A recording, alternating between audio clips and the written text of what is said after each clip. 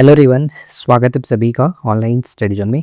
देखिए, इससे पहले मैंने आप लोगों को बिहार की मिट्टी पर नोट्स फॉर्मेट में थ्योरी बेस्ड क्वेश्चन कराए थे, लेकिन बिना एमसीक्यू के प्रैक्टिस बिल्कुल हो नहीं सकती है। तो मैं आज इस वीडियो में एमसीक्यू के साथ आप लोगों को बिहार की मिट्टियों का पूरा प्रैक्टिस कराने वाला हूँ।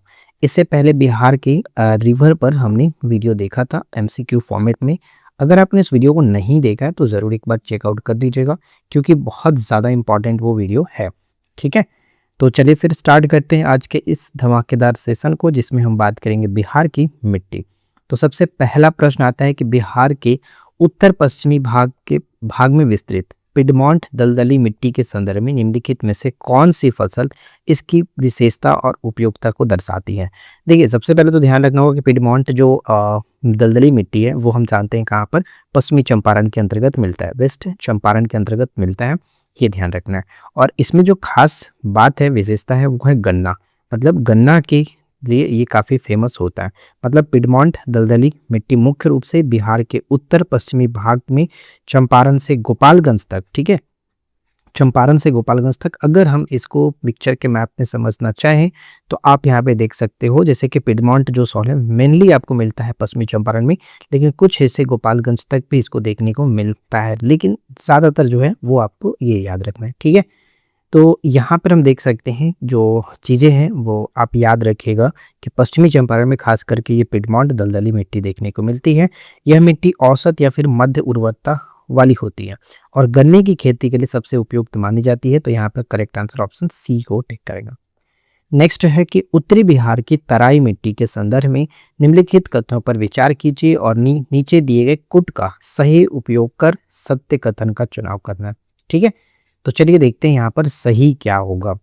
तो अगर हम देखें, जैसे कि तराई मिट्टी का विस्तार पश्चिमी चंपारण से लेकर के किशनगंज तक 6 से 8 किलोमीटर एक संकरी पट्टी के रूप में है, लेकिन किशनगंज तक जब पहुंचते हैं तो किशनगंज में इसका विस्तार करीब 50 किलोमीटर से अधिक पाया जाता है।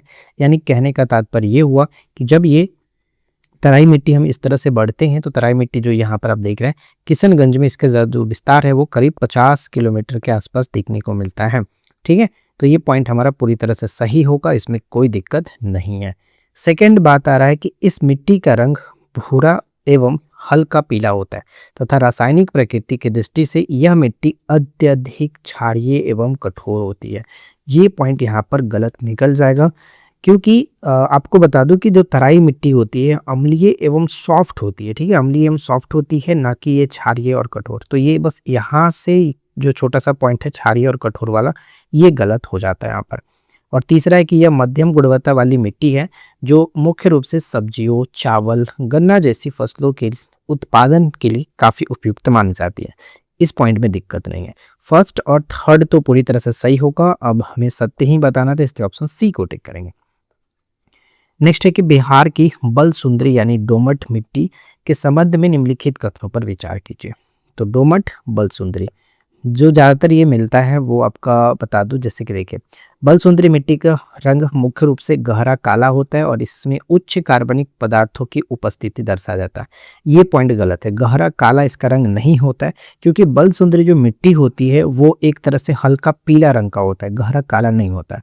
तो ये गलत होगा। ठीक है, हल्का पीला आप कह सकते हो, हल्का पीलापन इसमें रहता है। ठीक है, तो ये गलत हो गया। अच्छा, सेकेंड पॉइंट की अगर हम बात करें तो सेकेंड पॉइंट आपको यहाँ पर देखने को मिलेगा, जैसे कि इस मिट्टी का भौगोलिक विस्तार है। इस मिट्टी का भौगोलिक विस्तार जो है चंपारण, सारण, गोपालगंज, सिवान के साथ साथ, मतलब एक तरह से देखो ये जो है खास करके यहाँ पर मेनली मिलता है, लेकिन इसके अलावा भी जैसे कि पूर्णिया हो गया और बेगूसराय वाला हिस्सा हो गया, पूर्णिया, बेगूसराय और मुजफ्फरपुर जिलों में भी पाया जाता है। लेकिन सबसे ज़्यादा जो कि ये आपका चंपारण, सारण, गोपालगंज, सिवान जैसे क्षेत्रों में देखने को मिलती है। तो एक तरह से ये पॉइंट सही है। और तीसरा आता है कि यह मिट्टी विशिष्ट रूप से मक्का, आम, तंबाकू एवं लीची जैसे बागवानी और नगदी फसलों की खेती के लिए उपयुक्त मानी जाती है। तो ये पूरी तरह से सही है, क्योंकि दोमट मिट्टी की जो संरचना है वो मक्का, आम, तंबाकू और प्रसिद्ध खास करके लीची के लिए काफ़ी फेमस हो जाता है। तो एक तरह से हम कह सकते हैं कि यहाँ पर हमें क्या बताना था, असत्य कथन बताना था। तो असत्य के रूप में तो पहला ही था, केवल एक को टिक करके आगे बढ़ेंगे, ऑप्शन ए हो जाता है असत्य के रूप में। ठीक है, आगे सवाल देखते हैं। नेक्स्ट यहाँ पे आता है कि बिहार की नवीन जलोढ़ मिट्टी, जिसे खादर भी कहा जाता है, इसका निर्माण निम्नलिखित में से किस दोआब क्षेत्र में नहीं होता है? किस दोआब क्षेत्र में नहीं होता है? जो खादर है, खादर के बारे में हम जानते हैं, जो नवीन जलोढ़ मिट्टी है, इसका विस्तार कह सकते हैं कि उत्तरी बिहार के समतल मैदानों की नदियों द्वारा होता है, जिसमें आपका घाघरा गंडक दोआब आ जाएगा, गंडक बागमती दोआब भी आ जाएगा, बागमती कमला दोआब भी आ जाएगा, कोसी महानंदा दोआब भी आता है। ठीक है, यहाँ पर मैं लेता हूँ कोसी और महानंदा। ठीक है, महानंदा दोआब भी इसके अंतर्गत देखने को मिलता है। लेकिन ओवरऑल आप देखोगे तो सोन और पुनपुन जो दोआब है वो एक तरह से गंगा के दक्षिणी हिस्से में देखने को मिलता है। तो ये तो गलत हो गया। ठीक है, ये गलत हो गया, इसलिए हम ऑप्शन डी को टिक करेंगे, इसके अंतर्गत नहीं आता, यही बताना भी था। नेक्स्ट सवाल, बिहार की ताल मिट्टी, जो ताल मिट्टी की विशेषताओं के संदर्भ में निम्नलिखित कथनों पर विचार करिए और सत्य कथन का चुनाव करना है। देखिए, ताल मिट्टी का विस्तार गंगा नदी के दक्षिणी भाग में बक्सर से लेकर के मुंगेर तक 5 से 7 किलोमीटर के एक संकीर्ण पट्टी के रूप में पाया जाता है। ठीक है, अच्छा, जैसे कि यहाँ पे ताल मिट्टी जो है आपका ये है बक्सर में प्रवेश कर रहा है, बक्सर से लेके इस तरह से यहाँ पर देखने को मिलता है। ठीक है, यह है आपका ताल मिट्टी। ये तो सही है। सेकेंड है कि यह उच्च उर्वरता शक्ति से युक्त होती है, जिसमें वर्ष भर सघन रूप से धान और जूट की खेती बड़े पैमाने पर की जाती है। ये पॉइंट गलत होगा। अब क्यों गलत होगा वो मैं आपको बता देता हूँ। जैसे कि ये जो मिट्टी होती है धान और जूट के लिए नहीं होता, बल्कि रवि काल के दलहन उत्पादन के लिए काफ़ी प्रसिद्ध माना जाता है। मतलब एक तरह से कह सकते हैं यह उच्च मतलब औसत गुणवत्ता वाली होती है। उच्च गुणवत्ता जो कहना ये थोड़ा सा गलत होगा। ठीक है, तो सेकंड पॉइंट गलत हो गया। अच्छा, तीसरा पॉइंट कह रहा है कि प्राकृतिक गुणों के आधार पर यह एक औसत गुणवत्ता वाली मिट्टी है, जो मुख्य रूप से दलहनी फसलों जैसे कि मूंग, मसूर, उड़द के लिए उपयुक्त मानी जाती है। तो यहाँ पे फर्स्ट और थर्ड सही है और सत्य ही बताना, इसलिए फर्स्ट और थर्ड को टिक करेंगे, ऑप्शन सी। अगला सवाल, नेक्स्ट क्या कह रहा है? देखिए, अगला प्रश्न ये कह रहा है कि दक्षिण बिहार के मैदानों में पाई जाने वाली जो पुरानी जलोढ़ मिट्टी होती है, जिसे हम लोग बांगर के नाम से जानते हैं, निम्नलिखित कथनों पर विचार करें और सत्य कथन का चुनाव करना। ठीक है, सत्य कथन। तो इसमें पहला है कि पुरानी जलोढ़ मिट्टी को स्थानीय स्तर पर कछारी मिट्टी के नाम से भी पुकारा जाता है और यह नदियों के निक्षेपण द्वारा बनती है। यानी ये पॉइंट हमारा पूरी तरह से सही है, कोई दिक्कत नहीं है। ठीक है, अच्छा, सेकेंड है कि गयाजी, जहानाबाद, नालंदा, पटना, अरवल एवं रोहतास इस पुरानी जलोढ़ मिट्टी के प्रमुख विस्तार वाले जिलों के रूप में जाने जाते हैं। ये भी एक तरह से सही पॉइंट है, इसमें भी कोई दिक्कत नहीं। जैसे अगर हम पिक्चर में देखें तो यहाँ पे आप देख पाएंगे कि ओल्ड जो सोलिवियल सॉइल है, एलुवियल सॉइल है, जिसे हम लोग जलोढ़ मिट्टी, पुरानी जलोढ़ मिट्टी के नाम से जान रहे हैं, तो ये कुछ हिस्सा आपको यहाँ पर देखने को मिलता है। ठीक है, ये जैसे कि आपको ये हिस्सा है, तो ये सेकंड पॉइंट सही है। तीसरा था कि अत्यंत निम्न उर्वरता वाली मिट्टी है, जिसमें केवल मोटे अनाज और मरुस्थलीय पौधे की कृषि ही संभव है। ये गलत होगा, क्योंकि जो बांगर मिट्टी है वो उच्च उर्वरता वाली मिट्टी होती है, जिसमें धान, सब्जियां, दाल और फसलों का प्रचुर जो कि उत्पादन होता है। तो ये पॉइंट यहाँ पर गलत था। तो अब हमें प्रश्न में पूछा गया था सत्य बताना है, तो सत्य के रूप में 1 और 2 को तो टिक कर सकते हैं, इसलिए ऑप्शन बी हो जाएगा। अगला सवाल कह रहा है कि बिहार के दक्षिणी पठारी क्षेत्र में पाई जाने वाली लाल एवं पीली मिट्टी के संदर्भ में इनमें से किस तत्व या फिर अयस्क की प्रधानता मुख्य रूप से पाई जाती है? जब लाल और पीली मिट्टी की बात करें और पठारी क्षेत्र की बात कर रहे हैं, तो वहां पे आप आराम से लौ अयस्क को टिक करेंगे, ऑप्शन बी, लौ अयस्क। राइट, अगला सवाल है, नेक्स्ट आता है कि बिहार की बलथर मिट्टी की भूवैज्ञानिक और कृषि संबंधी विशेषताओं के संदर्भ में निम्नलिखित कथनों पर विचार करें। जिसमें पहला पॉइंट आता है कि बलथर मिट्टी मुख्य रूप से बिहार के उत्तरी सीमावर्ती हिमालयी तराई क्षेत्रों में सघन रूप से पाई जाती है।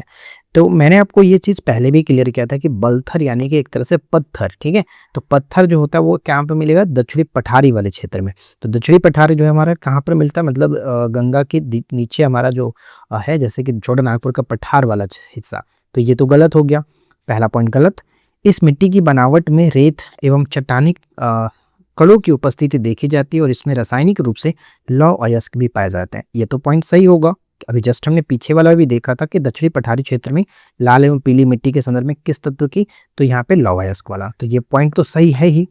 अच्छा, तीसरा कह रहा है कि प्रादेशिक जो स्तर पर यह मिट्टी गया की पहाड़ियाँ, नवादा की पहाड़ियाँ, नवादा, नालंदा एवं जमुई के क्षेत्रों में हमें देखने को मिलता है। तो सही है, क्योंकि ये सारी जो चीज़ें हैं वो आपको दक्षिणी पठारी के क्षेत्र में ही देखने को मिलता है, तो ये पॉइंट सही होगा। तो हमें क्या बताना था, असत्य कथन का चयन करना था। असत्य यहाँ पर केवल और केवल एक है, इसलिए ऑप्शन ए यहाँ पर सही होगा। राइट। अगला सवाल नेक्स्ट आता है कि बिहार के सुदूर दक्षिणी सीमा पर स्थित लाल मिट्टी के विकास और विशेषताओं के संदर्भ में निम्नलिखित कथनों पर विचार करें और सत्य कूट का चयन करें। तो चलिए देखते हैं, जिसमें पहला है कि यह मिट्टी, यानी किसके बारे में बात कर रहे हैं, लाल मिट्टी के बारे में। यह मिट्टी मुख्यतः रोहतास, औरंगाबाद, गयाजी और नवादा के सीमावर्ती क्षेत्रों में मिलता है। पूरी तरह से सही है। सेकेंड है कि यह लाल मिट्टी का विकास मुख्य रूप से उन क्षेत्रों में होता है जो न्यूनतम तापमान और अधिक उच्च आर्द्रता वाले पर्वतीय क्षेत्र होते हैं। ये पॉइंट थोड़ा सा यहाँ पर गलत होगा, क्योंकि अगर हम बात करें कि उच्च तापमान वाले क्षेत्र में विकसित होती है, ये यहाँ पर ध्यान रखिएगा, मतलब उच्च तापमान वाले, जो न्यूनतम तापमान कह रहे हैं ना, कि ये पॉइंट गलत होगा, उच्च तापमान होना चाहिए, उच्चतम तापमान वाले क्षेत्रों में विकसित होती है, तो ये गलत हो गया। तीसरा है कि यह मिट्टी बिहार की भौगोलिक संरचना में केवल उत्तरी मैदानों के बाढ़ प्रवाहित क्षेत्रों प्रभावित जो है क्षेत्र उनमें पाया जाता है, ये भी गलत है, क्योंकि यह मिट्टी जो होती है वो उत्तरी मैदानों के बाढ़ क्षेत्रों में नहीं पाई जाती है, बल्कि यह बिहार के दक्षिणी सीमा के पठारी किनारों पर पाया जाता है। अभी तो ऐसे भी क्लियर करा है कि सुदूर दक्षिणी सीमा पर, तो ये फिर उत्तर में जाने का कोई मतलब बनता नहीं है, तो ये गलत है। और हमें क्या बताना था, सत्य, तो केवल एक यहाँ पर सत्य है, दो असत्य होगा, 2 और 3 असत्य था। ठीक है। नेक्स्ट, बिहार के संपूर्ण भौगोलिक क्षेत्र में मिट्टियों के वितरण के प्रतिशत के आधार पर जलोढ़ मिट्टी का हिस्सा लगभग कितना प्रतिशत है। तो लगभग यहाँ पर 90% के आसपास मान लिया जाता है, ऑप्शन सी, लगभग में 90%। ठीक है। अगला सवाल नेक्स्ट करें कि बिहार में मिट्टी निर्माण प्रक्रिया और उसके कारकों की विशेषता के संबंध में निम्नलिखित कथनों पर विचार कीजिए और सत्य कथन की पहचान करें। तो इसमें पहला है कि किसी भी क्षेत्र या फिर राज्य में मिट्टी का निर्माण वहाँ की स्थानीय जलवायु, चट्टानों की प्रकृति और नदियों के प्रवाह और तापमान जैसे कारकों पर निर्भर करता है। ये तो ओवरऑल बात करें तो बिल्कुल सही भी है, इसमें कोई दिक्कत नहीं है, आराम से आप समझ भी सकते हैं। अच्छा, सेकंड कह रहा है कि बिहार में मिट्टी का स्वरूप हर जगह एक समान है और प्रादेशिक विविधताओं का इस पर कोई प्रभाव नहीं पड़ता। ये पॉइंट कहना गलत होगा, क्योंकि बिहार की मिट्टी में विविधता है, जैसे उत्तर भाग में अलग प्रकार की और दक्षिण भाग तथा पठारी भाग में भिन्न प्रकार की मिट्टियां पाई जाती हैं, इसलिए एक समान कहना तो पूरी तरह से गलत होगा। तीसरा आता है कि मिट्टी की प्रकृति और विशेषताओं के आधार पर बिहार की मिट्टी को मुख्य रूप से 3 बड़े प्रकारों में विभाजित किया जाता है, ये तो हम जानते हैं।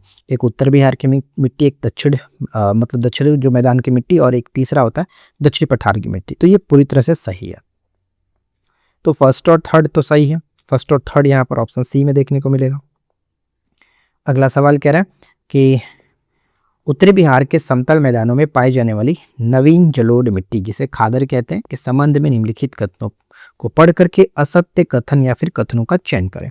असत्य कथन, तो देखिए, नवीन जलोढ़ मिट्टी अत्यंत निम्न उर्वरक शक्ति वाली होती है, जिसके कारण इसमें सघन उत्पादन संभव नहीं हो पाता।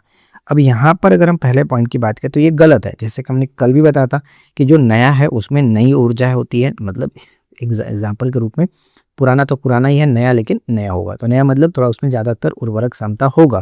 तो नवीन जलोढ़ मिट्टी में उर्वरक शक्ति यहाँ पर जो कह रहा है निम्न, ये गलत होगा, क्योंकि इसमें उच्च उर्वरक क्षमता होती है। ठीक है। सेकेंड है कि भौगोलिक रूप से यह मिट्टी मुख्यतः उत्तरी बिहार के उन क्षेत्रों में पाई जाती है जो प्रतिवर्ष बाढ़ से प्रभावित रहते हैं। ये भी एक तरह से सही कह रहा है, ये पॉइंट हमारा सही है। अब जब उत्तरी बिहार के उत्तरी मैदान की जब बात कर रहा है तो वहाँ पर तो बाढ़ प्रभावित क्षेत्र ही है। बाढ़ के पानी के फैलाव के कारण ही उत्तरी बिहार के निचले और समतल बाढ़ प्रभावित क्षेत्रों में इन मिट्टी का नियमित नवीनीकरण होता रहता है। ये पॉइंट सही है। सेकेंड है कि कृषि उपयोगिता के दृष्टिकोण से यह मिट्टी मुख्य रूप से धान, जूट, गन्ना एवं विभिन्न प्रकार के सब्जियों के उत्पादन के लिए उपयुक्त मानी जाती है। पूरी तरह से सही है। तो सेकंड और थर्ड यहाँ पर हम देख पाएंगे कि सही है, लेकिन प्रश्न में असत्य बताना था तो केवल एक असत्य, इसलिए ऑप्शन ए हो जाएगा। नेक्स्ट आता है कि बिहार की मिट्टियों की वर्गीकरण के अनुसार दक्षिण बिहार की मिट्टी अथवा दक्षिण गंगा के मैदान की मिट्टी का मुख्य विस्तार किन 2 भौगोलिक संरचनाओं के मध्य विस्तृत है। तो यहाँ पर क्या कहेंगे यहाँ पे कह सकते हैं ऑप्शन हमारा सी होगा कि गंगा के दक्षिणी भाग एवं छोटा नागपुर पठार के उत्तरी भाग के मैदान के बीच। ठीक है, option C, right. Next next आता है कि बिहार के भू आकृतिक संरचना के अंतर्गत उत्तरी बिहार की मिट्टी के क्षेत्रीय विस्तार के संबंध में निम्नलिखित कथनों पर विचार कीजिए तथा सत्य कथन का चुनाव करें। तो इसमें हमारा पहला पॉइंट है कि उत्तरी बिहार की मिट्टियों का जो कुल भौगोलिक विस्तार है मुख्य रूप से हिमालय के दक्षिण से लेकर के गंगा नदी के उत्तर तक पाया जाता है। इस पॉइंट में कोई दिक्कत वाली बात नहीं होगा, क्योंकि उत्तरी बिहार के मैदान की सीमा जो है सीमा उत्तर में हिमालय की तलहटी से लेकर के दक्षिण में गंगा नदी के प्रवाह तट तक निर्धारित है। तो ये सही है। सेकंड आता है कि इस मैदानी भाग में केवल एक ही प्रकार की मिट्टी पाई जाती है जिसे तराई मिट्टी कहते हैं। यहाँ अन्य किसी उप प्रकार की अभाव है। ये गलत होगा, क्योंकि उत्तरी बिहार के इस विस्तृत मैदान में तराई मिट्टी के अतिरिक्त पिडमॉन्ट दलदली मिट्टी भी हम देखते हैं, बलसुंदरी मिट्टी भी देखते हैं, और खास करके एक नवीन जलोढ़ मिट्टी जिसे खादर के नाम से जानते हैं वो भी पाई जाती है। तो ये तो कहना गलत होगा कि सिर्फ और सिर्फ तराई मिट्टी पाई जाती है, गलत हो गया। अच्छा, तीसरा आता है कि यह क्षेत्र पूर्णतः शुष्क है और यहाँ नदियों द्वारा मिट्टी के निर्माण में कोई विशेष योगदान नहीं होता है। ये भी गलत है। जैसे कि यह जो क्षेत्र है घाघरा, गंडक, बागमती, कोसी से समृद्ध होता है और यह अत्यधिक उपजाऊ जलोढ़ मैदान है, ना कि शुष्क क्षेत्र। तो ये गलत है। फर्स्ट तो सिर्फ सही था, सेकंड और थर्ड गलत है। सत्य कथन चुनना है, केवल एक को टिक कर सकते हैं, ऑप्शन ए, राइट। अगला सवाल। उम्मीद करता हूं कि आप लोग वीडियो को लाइक जरूर कर दिए होंगे। यार हाइप भी किया करो, क्योंकि आपके हाइप के बिना वीडियो बहुत लोगों के पास नहीं पहुंचती है, तो आप लोग हाइप कर दिया करो। नेक्स्ट है कि बिहार के विभिन्न जिलों में मिट्टियों के वितरण प्रारूप के संबंध में निम्नलिखित कथनों पर विचार कीजिए। तो यहाँ पे हमारा पहला पॉइंट आता है कि पूर्णिया, बेगूसराय, मुजफ्फरपुर जिले मुख्य रूप से बालसुंदरी अथवा दोमट मिट्टी के विस्तार वाले क्षेत्रों के अंतर्गत आते हैं। ठीक है, तो ये पॉइंट देखिए। सबसे पहले हम ये समझते हैं, हमें बताना कि असत्य कथन बताना। ठीक है, तो सबसे पहले समझिए कि अब प्रश्न में कह रहा था कि बिहार के विभिन्न जिलों में मिट्टियों के विवरण प्रारूप के संदर्भ में बात करना है। जैसे कि पूर्णिया, बेगूसराय, मुजफ्फरपुर जिले में मुख्य रूप से बालसुंदरी और दोमट मिट्टी का विस्तार हमें देखने को मिलता है। हमने स्टार्टिंग में बात किया था, ये जो विस्तार है खास करके हमें चंपारण, गोपालगंज, सारण में देखने को मिलता है, लेकिन उसके अलावा भी पूर्णिया, बेगूसराय, मुजफ्फर जिले में देखने को मिलता है। तो इसमें हम गलत नहीं कहेंगे, ये एक तरह से सही है। ठीक है। अच्छा, सेकेंड है कि लाल एवं पीली मिट्टी का मुख्य संकेंद्रण दक्षिणी पठार भाग के अंतर्गत कैमूर, रोहतास जिलों में देखा जाता है। ये तो सही है ही, मतलब ये जो लाल और पीली मिट्टी है खास करके हमें ये दो रोहतास और कैमूर के अंतर्गत देखने को मिलता है, सही है। और तीसरा आता है कि चंपारण से गोपालगंज तक उत्तर पूर्वी हिस्से में केवल अत्यधिक लवणीय और मरुस्थलीय मिट्टी का ही विस्तार पाया जाता है। ये गलत है, क्योंकि चंपारण से गोपालगंज तक का जो क्षेत्र है मरुस्थलीय नहीं है, बल्कि यहाँ पिडमॉन्ट दलदली मिट्टी पाई जाती है, जो गन्ने के लिए काफ़ी उपयुक्त मानी जाती है। तो फर्स्ट और सेकंड सही है। असत्य के रूप में केवल 3, तो केवल 3 यहाँ पर हम ऑप्शन डी को टिक करेंगे, केवल 3। ठीक है, नेक्स्ट प्रश्न पे आते हैं। अगला प्रश्न है कि बिहार की कछारी मिट्टी यानी पुरानी जलोढ़ के संबंध में इसकी फसलों की अनुकूलता के आधार पर कौन सा युग्म या फिर फसलों का समूह जो है सबसे सही है। तो यहाँ पे कह सकते हैं धान, सब्जी, दाल और फसल, राइट, ऑप्शन बी, यानी कछारी मिट्टी के अंतर्गत ये देख सकते हैं। अगला सवाल आता है कि उत्तरी बिहार की तराई मिट्टी के भौतिक और रासायनिक गुणों के संदर्भ में निम्नलिखित कथनों पर विचार कीजिए और सत्य कुट का चयन करें। जैसे कि इस मिट्टी की रासायनिक प्रकृति मुख्य रूप से अम्लीय होती है। अब ध्यान दीजिएगा, अगर सबसे पहले हम ये समझें कि ये जो मिट्टी है वो किस तरह की, मतलब तराई मिट्टी जो है वो इस मिट्टी में रासायनिक प्रकृति मुख्य रूप से अम्लीय होती है, तो ये तो सही है ही, अम्लीय होती है। और ये छूने या फिर बनावट में बहुत सॉफ्ट होती है। स्टार्टिंग हमने बताया था आपको, जब प्रश्न में कह रहा था कि क्षारीय और कठोर होता है, तो वहाँ मैंने आपको बताया था कि नहीं, ये अम्लीय होता है और सॉफ्ट होता है, तो ये तो सही है। अच्छा, सेकंड कह रहा है कि तराई मिट्टी का जो रंग है स्पष्ट रूप से गहरा नीला और मटमैला हरा होता है, इसमें लवणों की अधिकता को दर्शाता है। ये गलत है, क्योंकि तराई मिट्टी का वास्तविक जो रंग है वो भूरा और हल्का पीला होता है, न कि गहरा नीला। ये गलत होगा, गहरा नीला वाला तो बात हमने कहीं कही भी नहीं थी, तो ये गलत है। यह मिट्टी अत्यंत उच्च गुणवत्ता की श्रेणी में आती है। इसमें केवल विदेशी व्यावसायिक फसलों का ही उत्पादन हो पाता, तो ये भी गलत होगा क्योंकि ये जो मिट्टी है बहुत उच्च नहीं बल्कि एक मध्यम कह सकते हैं, मध्यम गुणवत्ता वाली मिट्टी होती है जिसमें फसलें जैसे कि सब्जियां, चावल, गन्ना ये सब आदि उगाए जाते हैं। तो ये गलत होगा। तो कह सकते हैं हमें सत्य के रूप में केवल एक यहाँ पर सही है, ऑप्शन ए होगा सत्य के रूप में। ठीक है, आगे बढ़ते हैं। दक्षिण बिहार में गंगा के समानांतर पाई जाने वाली जो हमारा ताल मिट्टी की कृषि पारिस्थितिकी के संबंध में निम्नलिखित कथनों में सत्य कथन की पहचान कीजिए। सत्य कथन की पहचान करना है तो इसमें पहला पॉइंट हमारा क्या आता है कि ताल मिट्टी का निर्माण केवल तीव्र वायुमंडलीय अपरदन और उच्च रेगिस्तानी तूफानों के कारण हुआ। ये तो गलत होगा क्योंकि ताल मिट्टी जलमग्नता और नदियों के बाढ़ जनित अवसादों से निर्मित होता है। इसकी वायुमंडलीय या फिर रेगिस्तानी तूफानों से कोई संबंध नहीं होता है। ये गलत हो गया। सेकंड है कि यह मिट्टी अपनी बनावट और स्थिति के कारण मुख्य रूप से मूंग, मसूर, उड़द जैसी महत्वपूर्ण दलहनी फसलों के लिए अत्यंत जो कि उपयुक्त मानी जाती है। ताल मिट्टी बिल्कुल सही भी है, ये हमने पीछे भी देखा था, इन सभी चीज़ों के लिए काफ़ी फेमस है ये सही है। अच्छा, थर्ड आता है कि यह इस मिट्टी की गुणवत्ता को वैज्ञानिक रूप से सर्वोत्तम या फिर अति उच्च श्रेणी में वर्गीकृत किया जाता है। ये गलत होगा क्योंकि यह मिट्टी उच्च नहीं बल्कि एक औसत गुणवत्ता वाली मिट्टी की श्रेणी में आता है, तो ये गलत है। सही के रूप में अगर देखें, हमें प्रश्न में सही बताना था, सत्य केवल 2 है, इसलिए ऑप्शन बी होगा। आगे बढ़ते हैं और अगला सवाल, बिहार के रोहतास, औरंगाबाद, गयाची, नवादा के उच्च तापमान वाले क्षेत्रों में विकसित होने वाली मिट्टी का सही नाम क्या है? तो आराम से आप गेस कर सकते हो, ये आपका कौन सा होगा? लाल मिट्टी। ठीक है, लाल मिट्टी, ऑप्शन सी, राइट।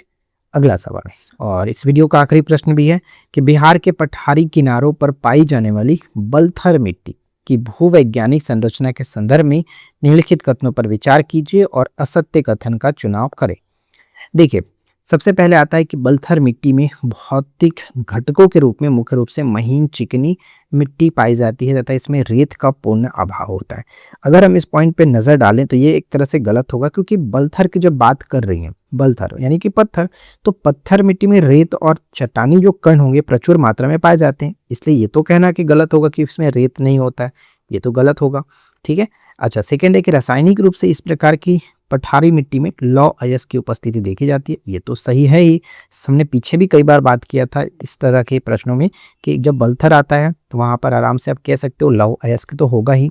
स्थानीय भौगोलिक वितरण के अनुसार यह मिट्टी मुख्यतः गया और नवादा की पहाड़ियों के साथ साथ जमुई में भी पाया जाता है, यानी ये भी हमारा सही है क्योंकि ये इसका क्षेत्रीय संकेंद्रण गया की पहाड़ियाँ, नवादा की पहाड़ी, नवादा, नालंदा, जमुई के पठारी क्षेत्र के अंतर्गत भी देखने को मिलता है, यानी ये पॉइंट हमारा सही होगा। ठीक है, तो सेकंड और थर्ड सही है। असत्य के रूप में बताना था तो केवल एक को टिक करेंगे, असत्य है ऑप्शन ए।